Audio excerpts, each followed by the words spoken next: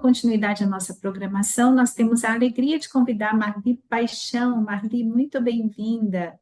A Marli vai trazer esse tema tão necessário, tão importante, como promover o fortalecimento da saúde mental e do bem-estar de crianças, adolescentes e jovens. Um tema que foi indicado ali pelos coordenadores inspetoriais da ação social como prioritário, a partir também das escutas que tem feito das equipes, das presenças, das necessidades identificadas. Então, a Marli, ela é psicóloga atuante nas áreas clínica, educacional, organizacional, ela é especialista em relações familiares na abordagem sistêmica, supervisora de estágio em psicologia sistêmica, fundadora e idealizadora da Associação Brasileira Acolhedor, Acolhimento e Cuidado das Minorias, também do programa Diva Home, vídeos no YouTube, autora e facilitadora do projeto Compõe, consultoria e psicologia organizacional e educacional, também é mediadora do curso de extensão,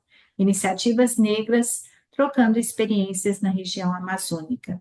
Também ela traz aqui a publicação do artigo A Realidade da Adoção nas Famílias da Comunidade de Santa Luzia, Conflitos e Adequações na Abordagem Sistêmica, na revista científica da Faculdade Dom Bosco, de Manaus, é empresária fundadora com nicho em transistas e também a elaboração e apresentação do workshop para profissionais do Estado sobre inteligência emocional com foco na síndrome de burnout.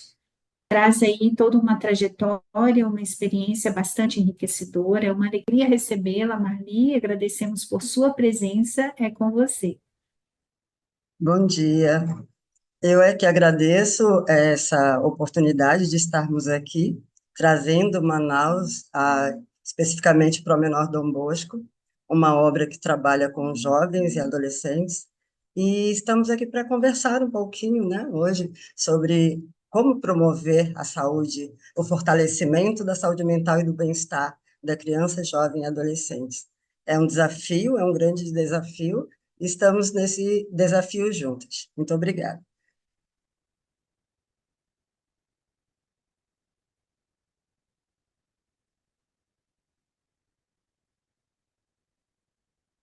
Nós temos, deixa eu ver, não está aparecendo aqui para mim o slide, mas eu, Sim, está compartilhado, Marli, já está aparecendo para você no Zoom, tá, o deixa eu primeiro abrir aqui slide que então, traz ali a apresentação e o tema. deixa eu abrir aqui então.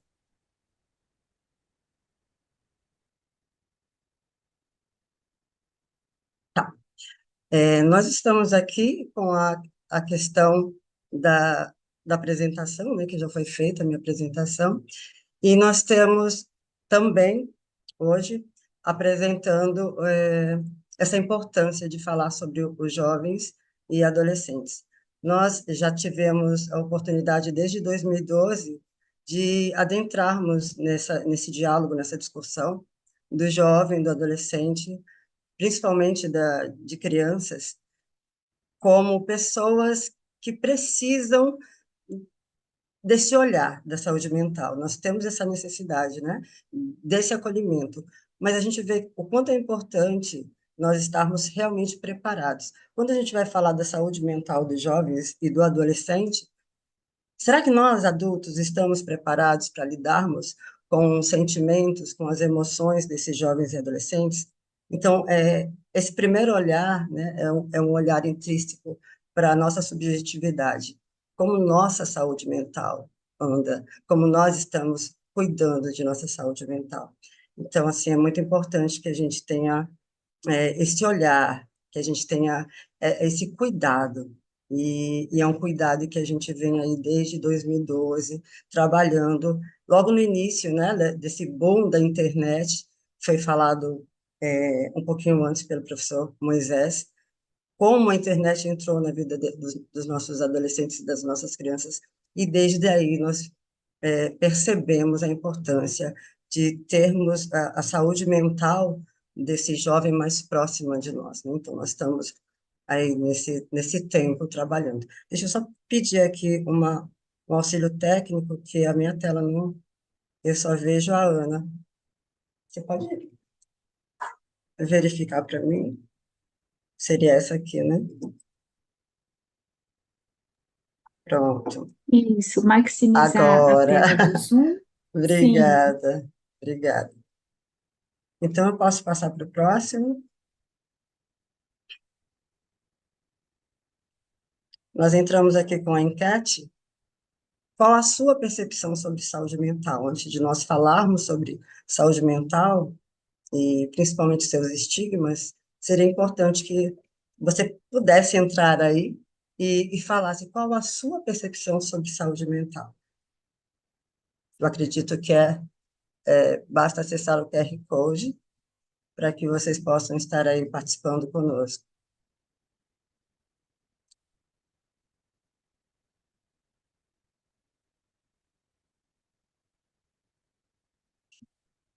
Essa importância de olharmos um pouquinho. Vamos fazer aí um breve minuto de autoanálise. Como anda a minha saúde, né? E qual é a percepção que eu tenho sobre a saúde mental? A gente pode passar para o próximo? Quais cuidados você tem reservado à sua saúde mental? Mais uma reflexão, né? Quais cuidados nós estamos tendo com a nossa saúde mental? Será que nós temos visto essa importância? Não esquecendo que para nós estarmos falando da saúde mental do jovem, do adolescente, da criança, que dependem de nós adultos, nós precisamos ter esse olhar. Quais os cuidados eu tenho reservado à minha saúde mental? E aí a gente te pergunta, quais os cuidados você tem reservado à sua saúde mental? E a gente vai falar bastante disso hoje.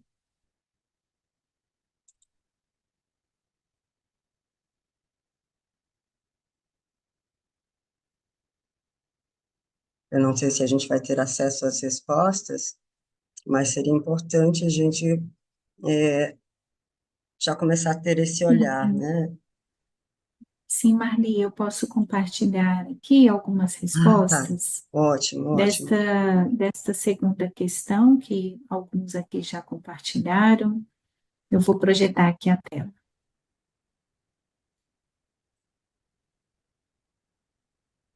Aparece para você? Está aparecendo. Isso. Vamos lá. Terapia e momento de lazer. Que legal. Faço terapia, atividade física e orações. Perfeito, perfeito. A gente vê aqui o cuidado biopsicossócio-espiritual, né? É, todos os contextos de cuidados aqui em dias. Isso é perfeito. A terapia, vivendo um dia de cada vez. E eu tenho uma outra proposta. Viver uma hora de cada vez. Essa questão do dia, ele acaba sendo um pouquinho mais prolongado. Se eu puder viver uma hora de cada vez, no final do dia eu tenho 24 vitórias. Atividades física, terapia, psiquiatria, tem sido bom demais. Olha que maravilhosa. Nenhum cuidado, opa, nenhum cuidado. Vamos aí olhar um pouquinho para isso. Espiritualidade, maravilhoso. Uso de meditação, isso eu tô prã, oh, faço terapia, tenho feito terapia, psicohigiene, perfeito, terapia nos momentos de espiritualidade, fazer algo que gosto de fazer como lazer, perfeito. E quais os cuidados, né, que nós estamos tendo? Várias pessoas colocando aí sobre os cuidados, e isso é muito importante. Por que que a gente para falar sobre os nossos cuidados? É, nós que temos, já passamos aí por várias viagens, né, de avião, todo mundo que já andou de avião, quando cai a máscara, a primeira coisa que se faz é o quê? Colocar a máscara em nós mesmos, né? E sempre tem aquela discussão, olha, se tiver uma criança do seu lado, coloca a máscara primeiro em você, depois na criança. E é esse olhar que a gente quer trazer para vocês, para todos nós, né? Antes de cuidarmos das nossas crianças, jovens e adolescentes, nós precisamos cuidar de nós, da nossa saúde mental, porque senão qual o exemplo, qual a congruência do que nós falamos para aquilo que nós apresentamos para os nossos jovens e adolescentes. Então, essa mesma dinâmica que nós temos com a máscara de oxigênio no avião é o cuidado que a gente precisa ter no nosso dia a dia. Porque para cuidar da criança, do adolescente, do jovem, para termos essa condição de levarmos para eles o fortalecimento de sua saúde mental e do bem-estar, nós precisamos estar bem. E é sobre isso que a gente vai falar um pouquinho, sobre nós, sobre esses jovens, sobre essas crianças e principalmente sobre essas famílias, porque muitas vezes a criança e o adolescente e o jovem vêm para uma obra, tem toda essa questão da espiritualidade, do acolhimento, mas quando volta para casa, ele tem uma outra realidade. E essa realidade nós também precisamos trazer para perto. Trazermos as famílias para perto de nós é um exercício muito complexo, mas muito necessário, porque a maioria das famílias que não acompanham os seus filhos, que não acompanham, ou que não tem aí uma experiência mais funcional, né? Nós temos aqui um número muito grande de famílias disfuncionais, que muitas vezes nossas crianças são muito bem acolhidas aqui, mas quando chegam em casa, tem um reflexo da família e voltam novamente adoecidas no outro dia, e voltam novamente com a fala, lá em casa não está bem, lá em casa não está dando certo e o desejo de mudança dessa família. Algumas famílias nós conseguimos trazer para perto, outras não, mas é muito importante que nós não cessemos esse desejo e esse exercício de acompanharmos também as famílias. Isso é muito necessário. E muito obrigado pelas respostas. Então, a gente vê que a maioria já tem aí um cuidado, e isso é muito bom. Aqueles que não têm, eu acredito que é o momento de nós olharmos um pouquinho para isso. Podemos passar para o próximo, por favor? Aqui eu venho apresentar brevemente a Inspetoria Salesiana Missionária da Amazônia, mediante a obra Promenor Dom Bosco, que trabalha aqui com jovens, adolescentes, nessa expectativa de fortalecimento, trazendo a psicologia para o setor. A gente sabe que nem todas as obras trabalham com psicólogo, mas nós podemos ter acesso ao que diz a psicologia, a neurologia, não estigmatizarmos os nossos jovens, não rotularmos dentro de sala, mas termos o cuidado de direcionarmos casos mais complexos para um cuidado, né? É importante, a gente vai ver logo em seguida, como é importante sabermos, sim, sobre a questão da saúde mental, não para estigmatizarmos, né? Mas para sabermos como acolher a cada demanda. E sabemos que fenômenos são diferentes e cada um com a sua integridade, com a sua funcionalidade ou não, mas precisam ser acolhidos. Então, sabermos para onde encaminhar também é muito necessário. E também nós vamos falar sobre isso e alguns pontos para encaminhamentos de questões de psicopatologias que podem adentrar, né, na sala de aula ou até mesmo na família. E o que é a saúde mental? Né? A gente já falou um pouquinho, mas vamos trazer aqui o olhar da Organização Mundial da Saúde, que traz a saúde mental podendo ser considerada um estado de bem-estar vivido pelo indivíduo, que possibilita o desenvolvimento e suas habilidades pessoais para responder aos desafios da vida, contribuir com a comunidade, ou seja, todo aquele que consegue interagir e somar socialmente sem maiores sacrifícios ou conflitos emocionais. Será que nós estamos preparados? Será que nós estamos fortalecidos? Porque quando falamos sobre os nossos conflitos emocionais, nós estamos falando sobre emoção, e a emoção que se dá internamente, a gente sabe que a gente não pode mexer, né? A gente não pode adequar muito bem as nossas emoções, porque a emoção é simplesmente uma resposta dos nossos órgãos internos, mas e o sentimento? O sentimento a gente pode. O sentimento a gente pode trabalhar, e é sobre trabalharmos os nossos sentimentos, essa forma de eu enxergar as minhas emoções, porque quando a emoção vem, a gente entende, né? O coração ali acelera, aquele friozinho na barriga, o suor, o tremor. Essas emoções internas, elas, quando elas acontecem, a gente fala, meu Deus, o que que eu posso fazer? Como é que eu reajo mediante a isso? Se a gente leva um susto, né? A gente vê um acidente de carro na nossa frente, qual a nossa reação? Cada um vai ter a sua reação. Então, a minha emoção, nesse momento, pode ser coração acelerado, tremor, algumas pessoas é, saem correndo. Então, dependendo de cada emoção, nós temos uma reação. Essa reação é o nosso sentimento. Se a gente não pode mudar muito a nossa emoção, ou seja, eu não posso fazer meu coração deixar de bater acelerado, mas eu posso frear, né? O meu sentimento vai ser esse momento de externar essa emoção. Como eu externo a minha emoção? Como eu trabalho com essas questões, muitas vezes complexas, de medo, de pânico? Eu tenho um olhar para isso mais cuidadoso, eu consigo chegar ali no equilíbrio, numa homeostase para poder me compreender melhor, ou eu me desespero? Então, esse é o primeiro sinal. Quando a gente não consegue viver uma vida social funcional, adequada, quando a gente não consegue interagir socialmente, isso já é um primeiro sinal. Então, com esse sinal, a gente começa a perceber quais os cuidados eu precisaria ter para que eu pudesse ter uma vida mais leve. Essa é a grande questão. Nós desejamos a todos uma vida mais leve, até porque nós merecemos. A gente pode passar para o próximo, por favor? Qual o impacto, né, dessa saúde mental, desse fortalecimento e do bem-estar para as crianças e dos adolescentes, e principalmente os nossos jovens?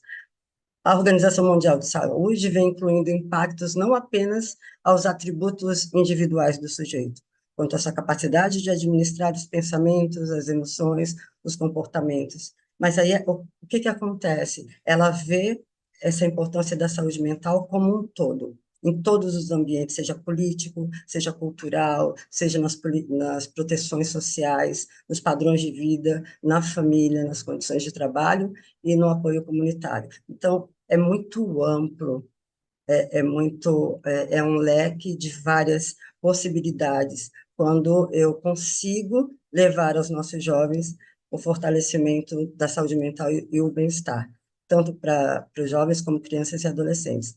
E como foi falado logo no início, né, lá pelo professor Moisés, ele trouxe muito essa questão da internet, dos jogos tecnológicos, né? Nós temos aí até a CID-11 já apresenta um distúrbio tecnológico como adoecimento mental. Então, nós já temos aí a tecnologia trazendo distúrbio voltado para jogos, para essa adicção da internet. Então, esse cuidado precisa ser potencializado. Esse cuidado precisa ser nosso. Nós precisamos ter esse olhar. Onde é que os nossos jovens andam navegando quando estão na nossa obra? Onde é que os nossos jovens andam jogando? Ou por que que eles andam tão solitários pelos corredores? Por que que eles andam tão direcionados às telas e deixando o convívio, aquele convívio olho no olho, o diálogo aberto, as rodas de conversa, e é isso que a gente precisa trazer, principalmente as rodas de conversa, para que a gente possa estarmos interagindo com esses jovens bem de perto, e principalmente, antes de tudo, essas famílias. Eu sei o quanto é difícil, mas a importância de trazer as famílias também para uma roda de conversa, para saber quem são essas famílias, o que que elas entregam para os nossos jovens, como nós podemos falar termos o mesmo diálogo com esses jovens, com essas crianças e esses adolescentes. A gente pode passar para o próximo, por favor. Qual a importância da rede de apoio? Quando a gente fala da rede de apoio, a gente está falando de todas aquelas pessoas que a gente pode contar no nosso dia a dia. A família, muitas vezes, não tem uma rede de apoio funcional. A família, muitas vezes, conta com um vizinho que não dá um apoio muito, muito positivo, e não mais que isso. Outras pessoas buscam a igreja, buscam a comunidade, buscam ali o serviço social, enfim. Mas nós precisamos dessa rede de apoio. Além das obras, nós precisamos olhar quais as redes que os nossos jovens. A gente ouviu também falar na palestra anterior sobre essa rede, sobre a teia, e aí nós estamos todos interligados, mas estamos interligados com quem? De que forma estamos interligados? Quem são as nossas conexões? Então, é muito importante que dentro de cada obra nós tenhamos aí um encontro multissetorial. Cada serviço dialogando entre si, cada serviço somando, cada serviço partilhando o que pode dar de melhor para o outro serviço e, ao todo, juntarmos todos esses serviços para os nossos jovens, adolescentes, nossas crianças.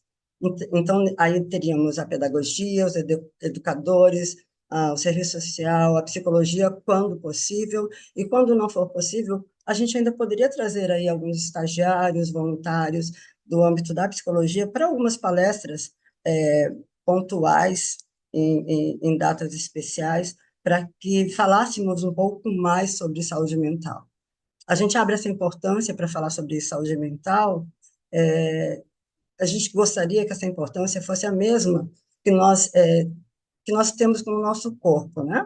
Quando a gente adoece. Que bom se a gente se cuidasse antes de adoecer. Que bom aqueles que buscam a prevenção, que é aquilo que Dom Bosco prega. E a gente fala também da prevenção da nossa saúde mental.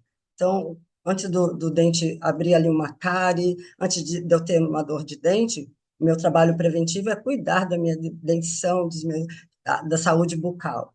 Mas e a saúde emocional? Será que a gente tem tido esse olhar?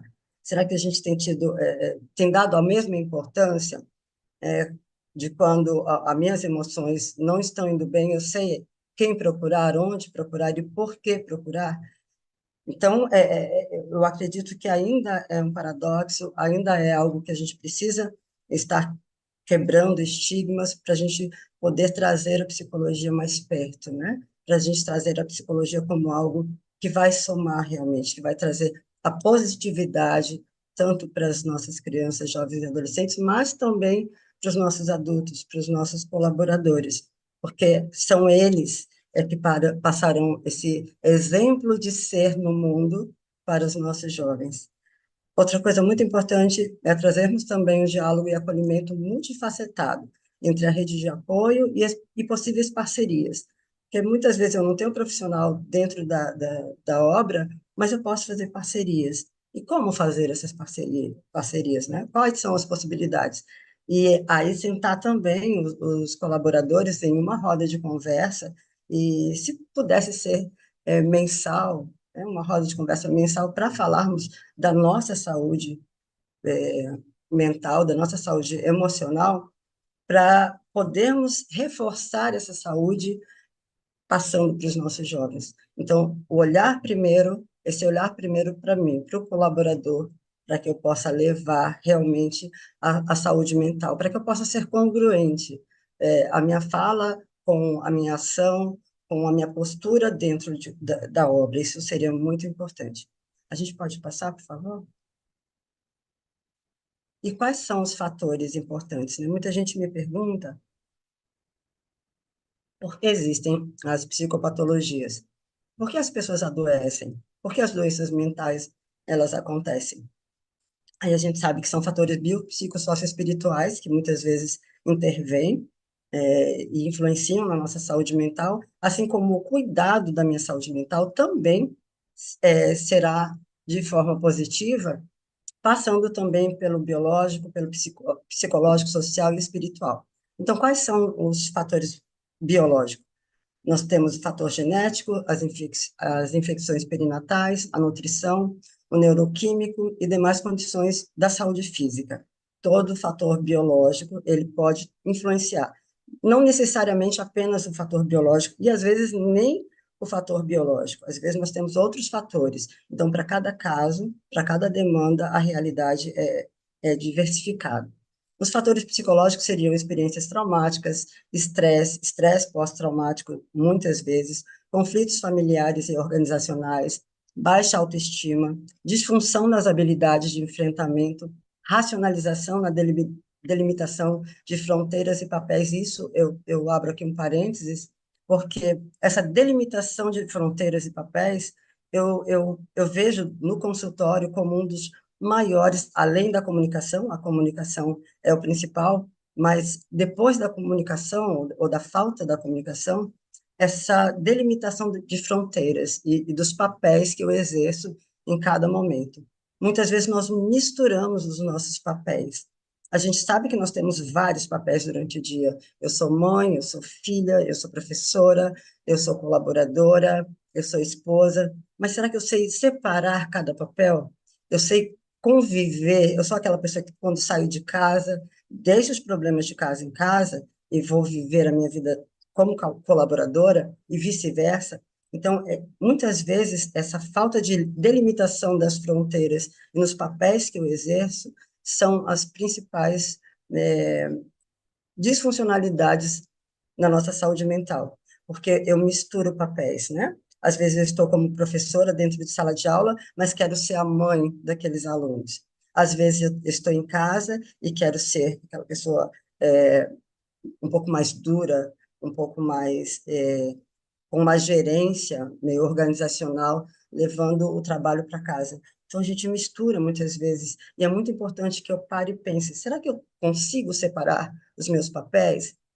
Será que eu consigo ser no mundo, em cada momento, com um papel específico que eu preciso desempenhar?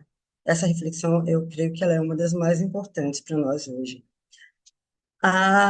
Os fatores sociais seriam os conflitos de identidade, tanto familiar como organizacional, o bullying, a pressão acadêmica e social, as relações interpessoais, as redes sociais, as disfunções cognitivas, exposições a perigos ambientais. São os fatores sociais que enfrentamos no dia a dia e muitas vezes nos levam a adoecer. E os fatores espirituais, que são crises existenciais, as nossas crenças limitantes, a nossa confusão sobre o real sentido da vida. Quem sou eu? O que estou fazendo? Qual a minha vocação? Onde me encaixo melhor? A deficiência na meditação, na reflexão sobre o fenômeno ser no mundo e nossas conexões. Então, a gente vem mais uma vez falando como é importante eu entender onde eu estou conectado e como eu estou conectado. Então, essa questão espiritual, ela entrou há muito pouco tempo na ciência como um olhar muito importante para que também possamos sermos saudáveis ou não, para que possamos realmente termos aí esse equilíbrio emocional e provavelmente também sentimental. A gente pode passar para o próximo? Aí as perguntas que vocês tiverem, eu acredito que nós vamos responder todas no final. Psicopatologias, né? Eu vou trazer aqui uma fala de Dalgala Rondo, porque muitas vezes a gente fala, mas o que é a psicopatologia? Será porque a gente conhece a patologia, várias patologias, mas e as psicopatologias? Quais são? A gente não vai falar todas aqui, mas a gente vai pontuar algumas das mais importantes, aquelas que nós conhecemos periodicamente nas nossas obras, mas a gente precisa ter muito cuidado com a questão de rotularmos.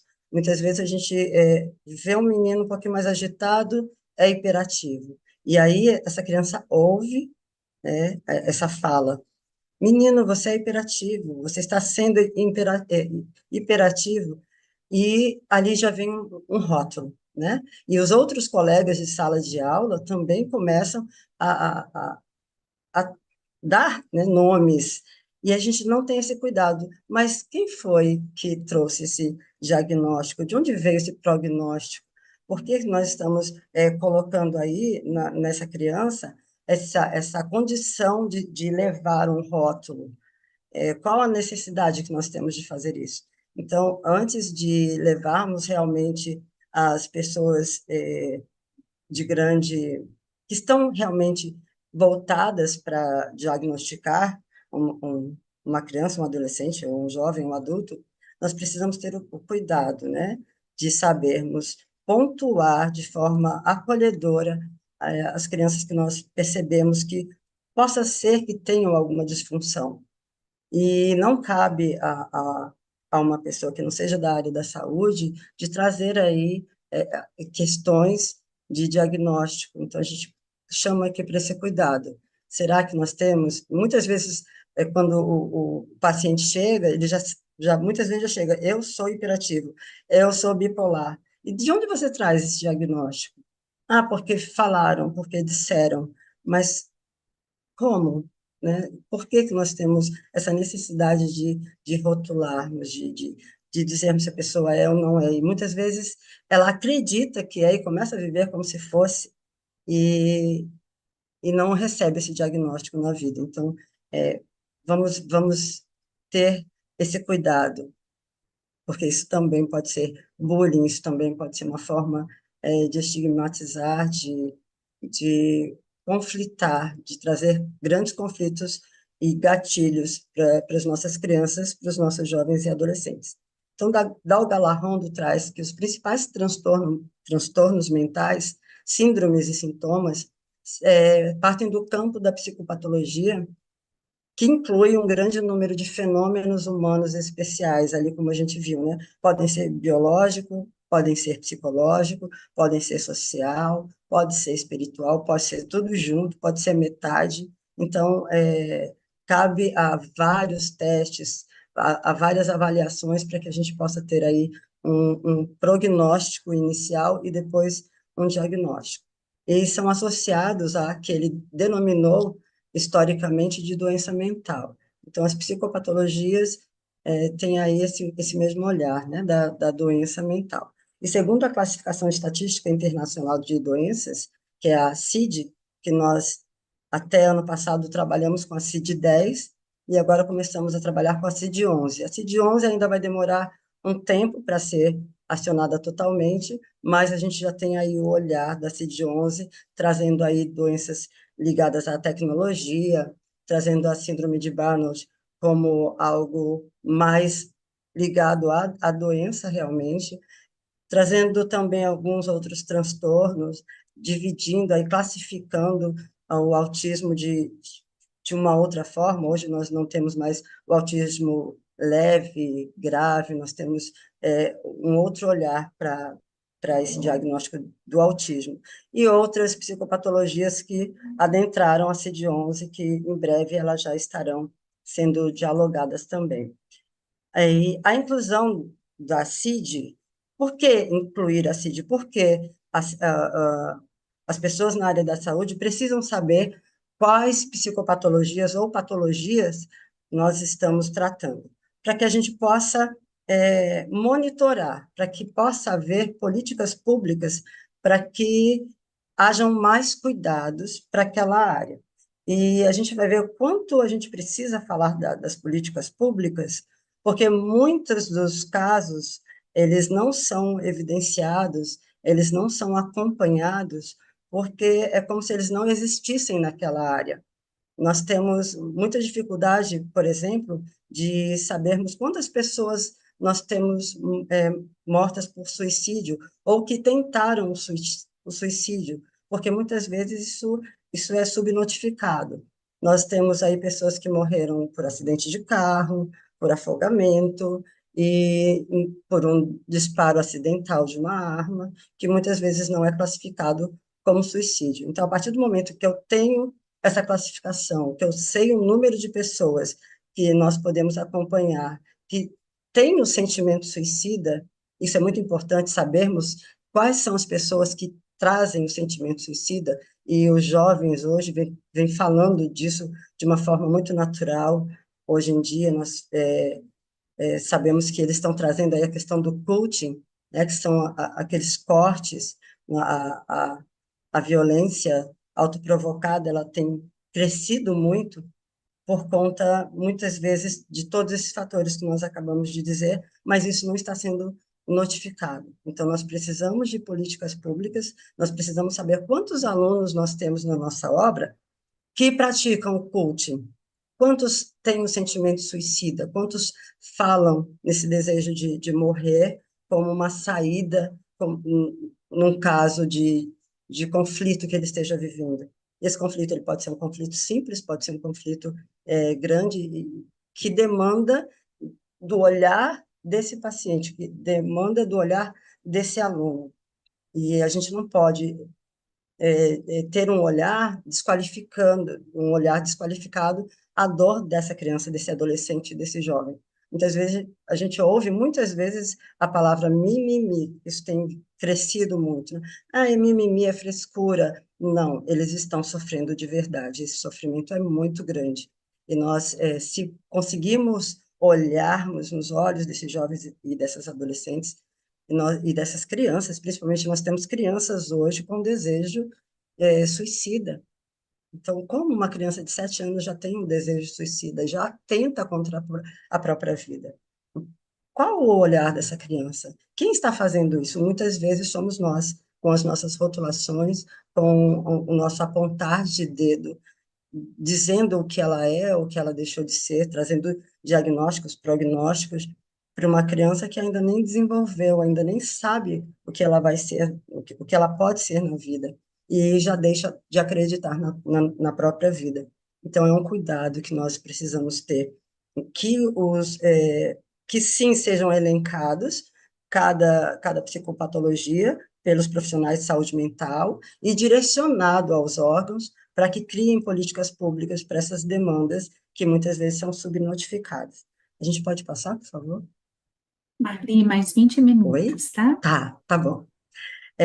Quais são os transtornos psíquicos que nós vimos com maior frequência? Nós temos aí transtorno de ansiedade, transtorno de pânico, transtorno de déficit de atenção, hiperatividade, transtorno afetivo bipolar, transtorno de personalidade borderline e todos esses outros transtornos que nós estamos apresentando aqui e que se diversificam a cada pessoa, a cada demanda. Então, temos esse olhar e para cada uma dessas demandas, um tratamento específico, um acolhimento específico. Podemos passar, por favor? Deixa eu apressar um pouquinho, senão a gente não evolui. A depressão, ela vem sendo apresentada como um dos maiores, como uma das maiores psicopatologias que cresce a cada dia no nosso país e, quiçá, no mundo.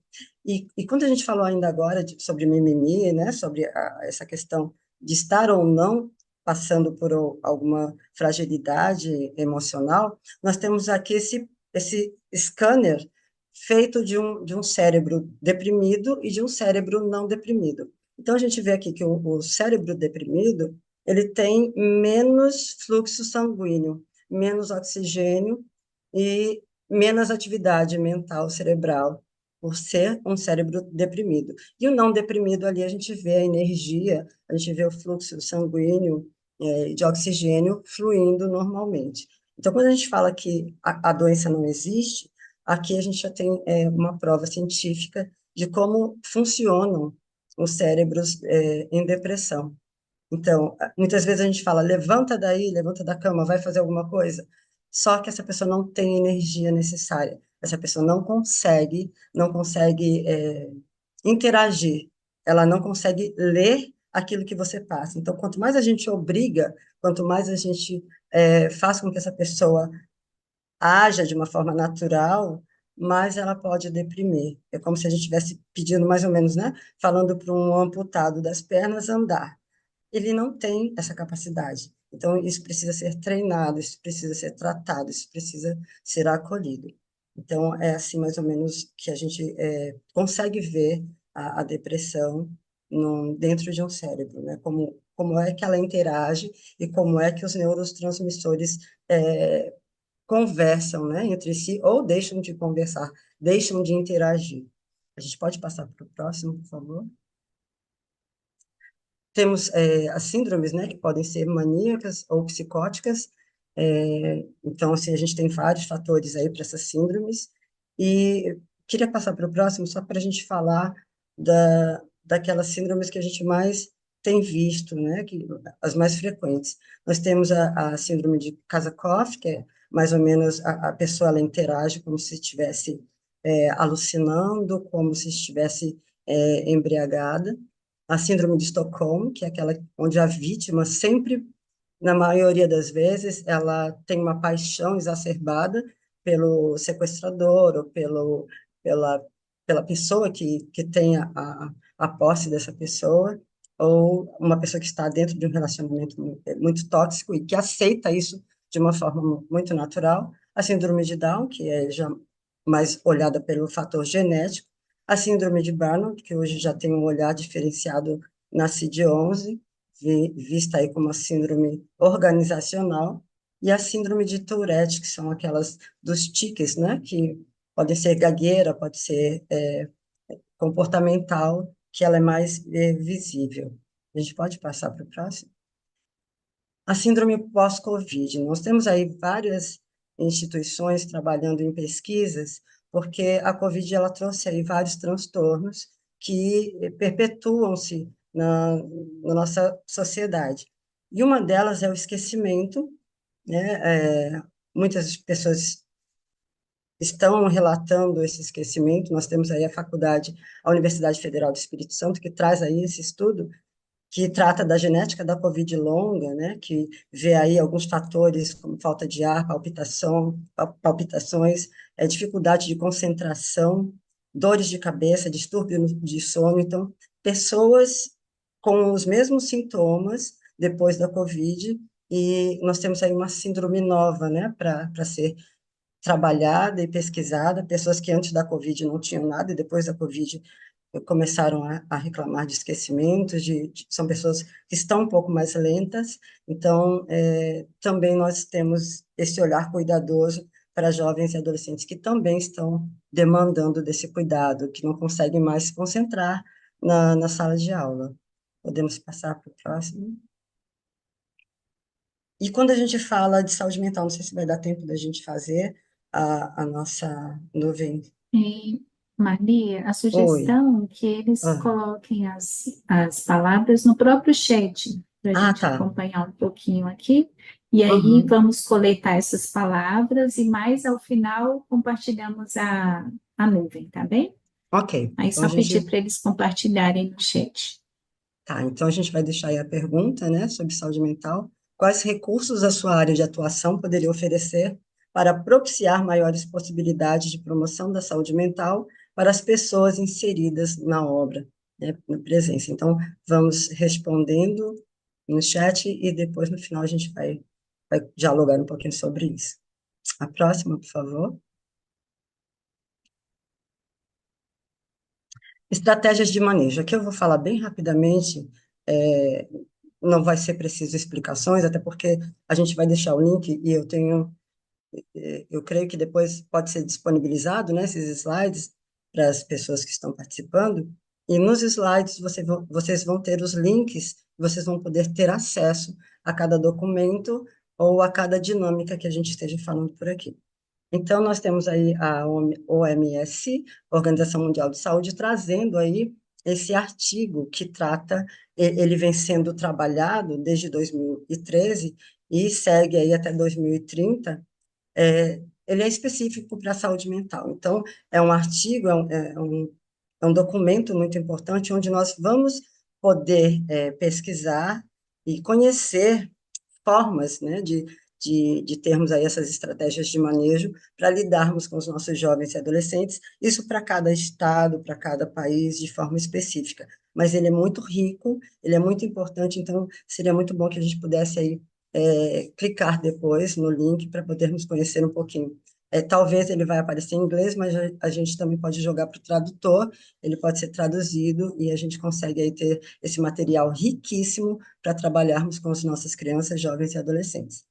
O próximo, a próxima estratégia de manejo que nós temos é o próprio ECA, né? O ECA, ele é riquíssimo também de instruções para que a gente possa trabalhar com os jovens, crianças e adolescentes, mas especificamente quando a gente fala sobre o adoecimento mental, ele vem trazendo aí esse cuidado, a importância de nós trabalharmos a saúde mental desses jovens, isso é quase uma lei, nós temos essa obrigação de trazermos essa tranquilidade né, para os nossos jovens, para essas famílias, de acolher também as pessoas com deficiências mentais ou com déficit, muitas vezes, de atenção. Então, o ECA também ele tem esse cuidado, ele traz aí a importância da escuta especializada, e aqui é importante a gente pensar, a gente entender que ouvir uma criança não é a mesma coisa de ouvir um adulto. A gente precisa de criar o ambiente para escutarmos esse jovem, esse adolescente. A gente precisa estar falando ali olho no olho, na mesma altura, usar o lúdico para dialogar com essa criança, para que ela não saia com maiores traumas de uma conversa que muitas vezes pode ser inconveniente, pode ser uma conversa até desastrosa. Então, nós precisamos ter esse cuidado, e isso está no ECA. Nós precisamos ter uma escuta realmente especializada. Podemos passar, por favor? Aqui também fala sobre essa questão da gravidez na adolescência, que é uma obrigação nossa também, né? Nós temos aí o dia 1º de fevereiro para ser incluído em todas as escolas, para se falar anualmente sobre essa prevenção, e é um dos maiores conflitos de emoção, e muitas vezes um conflito comportamental também, quando uma adolescente se descobre grávida, né? Então, é muito importante a gente trabalhar essa prevenção com cuidado aí das obras, essa fala mais levada para a espiritualidade, para o cuidado do seu corpo. Então, nós temos várias formas de fazermos isso, e a saúde mental também se dá a partir dessa prevenção. E também nós temos aqui todas as disposições gerais dentro do ECA, que fala sobre a integração dessas políticas de atendimento, que nós também podemos ter aí esse olhar específico, principalmente quando se trata da violência contra a criança. Então, a gente precisa ter esse cuidado, precisamos aprender a trabalhar em pares nas nossas obras, evitarmos estarmos sozinhos com essas crianças, evitarmos, mesmo que ela tenha a necessidade de uma escuta, que eu possa ter uma outra pessoa fazendo essa escuta comigo, que essa escuta seja feita em lugar aberto, para que a gente também esteja aí protegendo essa criança e esse adolescente. A gente pode passar para o próximo, por favor? O Sinan, é muito importante que a gente conheça o Sinan. Eu sei que a maioria já conhece, a maioria já trabalha com ele, mas todos os educadores hoje têm a obrigação de preencher a ficha do Sinan quando percebe que um jovem, um adolescente, uma criança, ela tem um sentimento suicida, que ela pratica a violência autoprovocada. Então, nós temos aí essa chamada para que nós começamos a ter dentro das nossas fichas a inscrição do número do SUS. Por quê? Muitas vezes nós não sabemos, não temos o hábito de colocarmos nas nossas fichas cadastrais o número do cartão do SUS dessas crianças. E muitas vezes a gente precisa chamar o SAMU para alguma crise de pânico, um desmaio, algo que aconteça que a gente não consegue resolver ali, chama-se o SAMU, e quando o SAMU vem, até nesse caminho, até ele chegar, muitas vezes ele vai pedir o número do cartão do SUS dessa criança, desse adolescente. Se a gente tem isso em mãos, é muito mais fácil que eles acompanhem se essa criança já passou, se ela tem alguma disfuncionalidade ou física ou mental, e eles vão poder acompanhar isso melhor. Então, muitas vezes a gente não tem nos nossos cadastros o número do cartão do SUS das nossas crianças. Então, é algo muito importante para a gente começar já a trabalhar. E o Sinan, se a gente puder passar para o próximo, eu creio que o que seria o Sinan, né? O Sinan seriam fichas, e eu chamo atenção principalmente para a ficha de violência autoprovocada, que ela precisa ser preenchida para que hajam as notificações, e precisam ser preenchidas e entregues ao Conselho Tutelar. E o que seria essa ficha, né? Definição de caso. Um caso suspeito ou confirmado de violência doméstica, intrafamiliar, sexual, autoprovocada, tráfico de pessoas, trabalho escravo, trabalho infantil, intervenção legal de violências homofóbicas contra mulheres, homens, em todas as idades. No caso de violência extrafamiliar, comunitária, somente serão objetos de notificação as violências contra crianças, adolescentes, mulheres, pessoas idosas, pessoas com deficiência, indígena e população LGBT. Atenção em casos de suspeita ou confirmação de violência contra crianças e adolescentes. A notificação deve ser obrigatória e dirigida a conselhos tutelares. E também são considerados de notificação compulsória todos os casos de violência contra a mulher e maus tratos à pessoa idosa. Então, se a gente passar aqui para o próximo, eu acredito que a gente já tem um exemplo da ficha de notificação. Essa ficha de notificação é muito simples de preencher. Se a gente tiver dificuldade de preencher, a gente pode acessar na própria internet, que ela vai ajudar a gente a preencher. A gente pode também preencher virtualmente.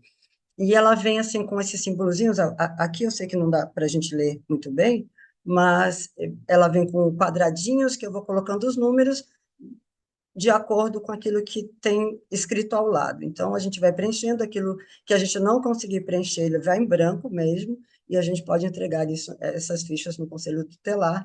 E antes, nós costumamos aqui chamarmos os pais antes, notificarmos os pais e avisá-los dessa ficha de notificação. Por quê? A sua criança está se cortando, a sua criança está com a fala do sentimento suicida, e é um risco tanto para a obra, né, que essa criança muitas vezes pode fazer isso dentro da obra ou de forma externa. Então, esses casos precisam ser notificados e inseridos aí lá para essas notificações e acompanhamento do Conselho Tutelar, tá? A gente pode passar para o próximo? Nós temos aqui o portal, né, que vai nos ensinar, que vai nos direcionar para todas as fichas, não só para violência interpessoal, mas para outras violências. Nós temos também a apostila, que nos ensina a preencher e fala um pouquinho sobre o SINAM e a importância dessa cartilha. E temos aí, por último, a ficha de notificação. A gente clicando aí nesse último, a gente vai ter aí a página da ficha de notificação, a gente pode imprimir ou também a gente pode preencher virtualmente. Não esquecendo sempre da importância de conversarmos com os pais com antecedência, para que eles saibam que eles serão acompanhados pelo Conselho Tutelar e depois, possivelmente, pelo Ministério Público, para que essa criança seja acolhida nas várias áreas de saúde, para poder ser cuidada de uma forma mais direcionada, né? De uma forma mais individual. A gente pode passar para o próximo, por favor? O CVV também é uma grande rede de apoio que nós podemos contar. A gente pode ligar a qualquer momento, né, para todo o Brasil. O CVV ele tem esse cuidado de nos ouvir, de ouvir. Você pode ligar tanto porque você tem alguém ali do seu lado com sentimento suicida, falando sobre a morte ou atentando contra a própria vida, ou você pode direcionar a pessoa para que ela ligue, né, para 188 e tenha aí todo esse acolhimento, porque muitas vezes nós não estamos preparados para isso, mas nós temos aí uma rede de apoio que a gente pode contar em todo o Brasil. Então, ela é funcional, funciona 24 horas, e uma porta aí que a gente pode estar abrindo para nos acolher nesses momentos conflituosos. A gente espera que não hajam, né? Mas havendo, a gente sabe com quem a gente pode contar. O próximo, por favor. Eu gosto muito desse olhar de Dom Bosco, né, para esse cuidado aos jovens que estão ali, muitas vezes esquecidos, muitas vezes falta o acolhimento.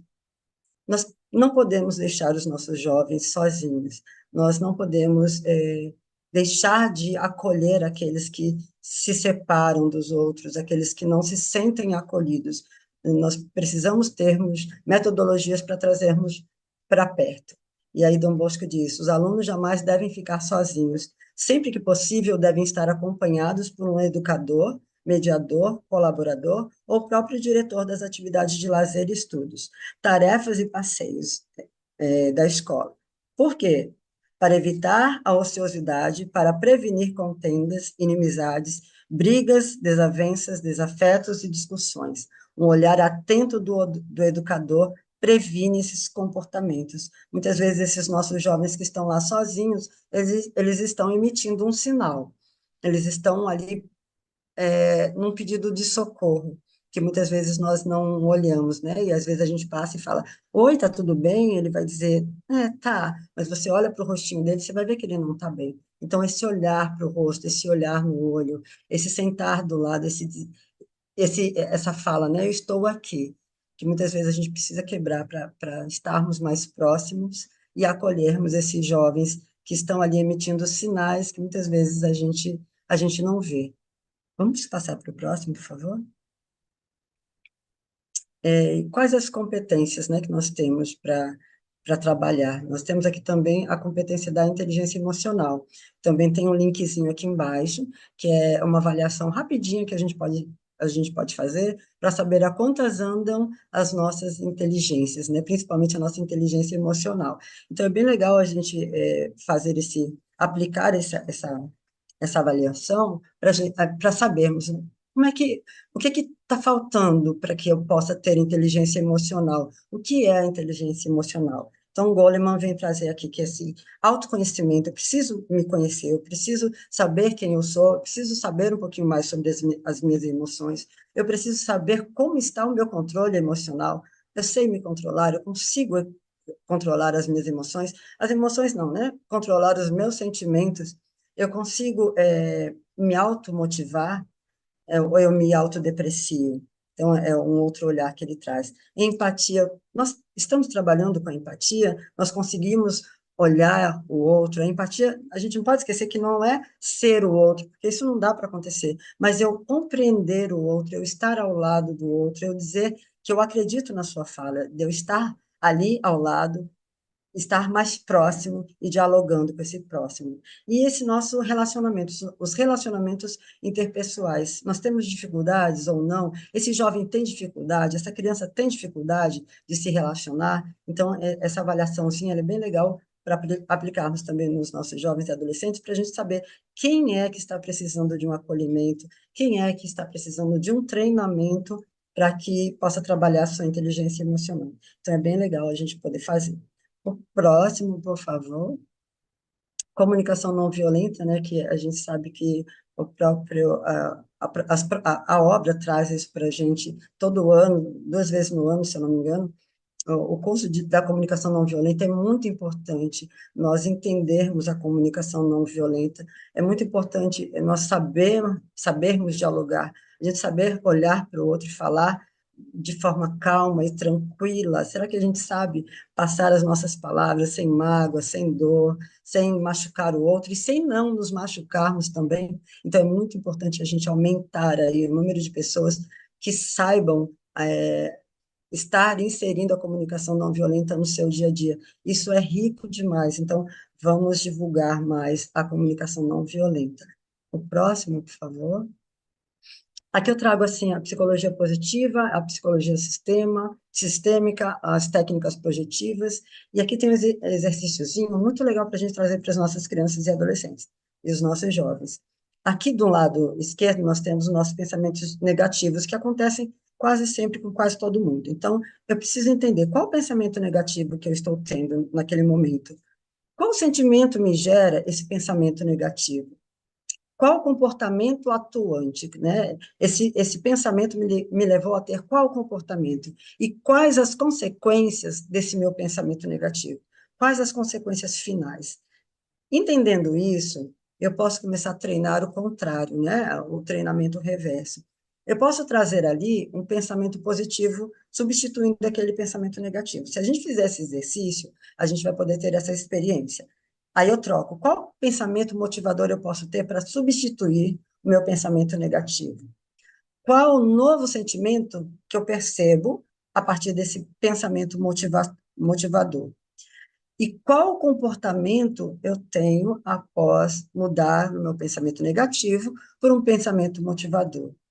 E aí olhar para as consequências. Se a gente começar a fazer esse exercício, se a gente conseguir fazer esse exercício, a gente vai ver que logo, logo, aquilo que a gente fala que é mecânico, né? Os nossos jovens, eles costumam dizer, aconteceu, foi no automático, né? Não sei por quê, não sei de onde veio, foi sem querer. Então, assim, esses são os nossos esquemas, que geralmente são negativos. Se ele consegue trocar pelos esquemas positivos, a gente consegue aí fazer com que eles trabalhem de uma forma contínua novos pensamentos. E depois, esses esquemas, eles vão se tornar mais frequentes, deixando os negativos de lado. Então, a gente vai começar a ter mais pensamentos positivos do que negativos.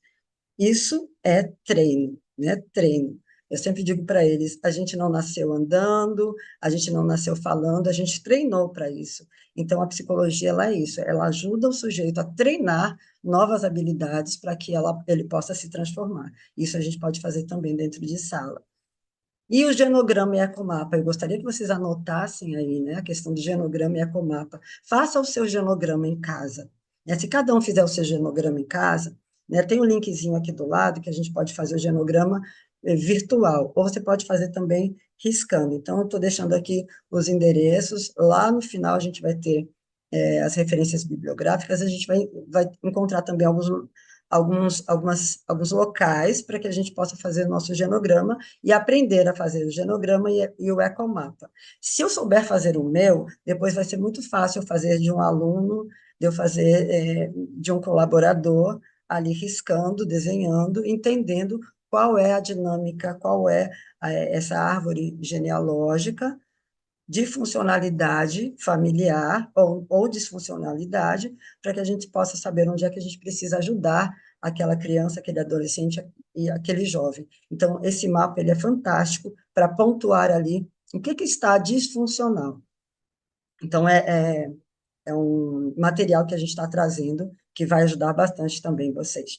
A gente pode passar para o próximo, por favor? Nós temos aqui várias campanhas. A gente falou lá do 1º de fevereiro, né? Para a gente trabalhar com a prevenção da gravidez na juventude, na adolescência. Mas nós temos outras campanhas também que falam sobre a saúde mental, sobre esse fortalecimento para os nossos jovens e crianças. Nós temos o Janeiro Branco, que muitas vezes a gente não consegue trabalhar, porque em janeiro geralmente a gente está de recesso, mas o Janeiro Branco a gente pode trabalhar com os colaboradores que estão voltando ali do recesso. É muito importante se a gente começar janeiro já falando de saúde mental com os nossos colaboradores, fazendo roda de conversa, trazendo o Janeiro Branco, trazendo a importância do fortalecimento para que a gente possa ter aí o ano todo para falarmos de saúde mental, estarmos fortalecidos para falar de saúde mental, desculpa, com os nossos jovens. Temos também o Abril Azul, que fala sobre o autismo, aí fazer campanhas, né, pelo autismo é muito importante. O Maio Laranja, que vem falando aí sobre o cuidado com o corpo da criança, do adolescente, também de grande importância para a psique, para o estado emocional, muitas vezes gatilho para muitos, mas sabendo trabalhar, a gente consegue fazer um bom trabalho no Maio Laranja. Agosto Dourado, que vem trazendo aí a importância do aleitamento materno, da amamentação. É legal a gente falar com as famílias sobre isso, porque a saúde mental também ela parte desse princípio de que uma criança bem amamentada, bem acolhida, ela terá menos chance de adoecimentos, de psicopatologias.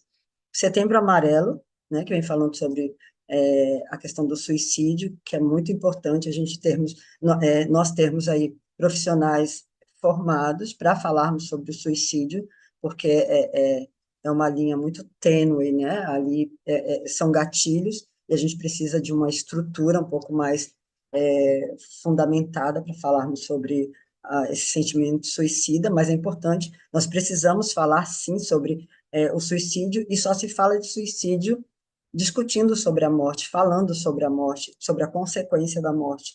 Então, saber falar sobre isso também é de grande importância. E o Outubro Verde, que vem falando aí sobre a saúde mental.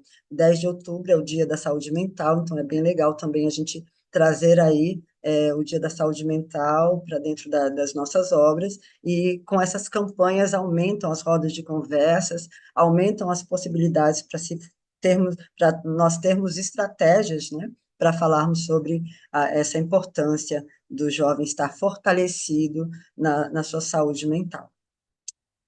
A gente pode passar para o próximo, acho que meu tempo já está acabando. Nós temos aí o 136, a ouvidoria do SUS.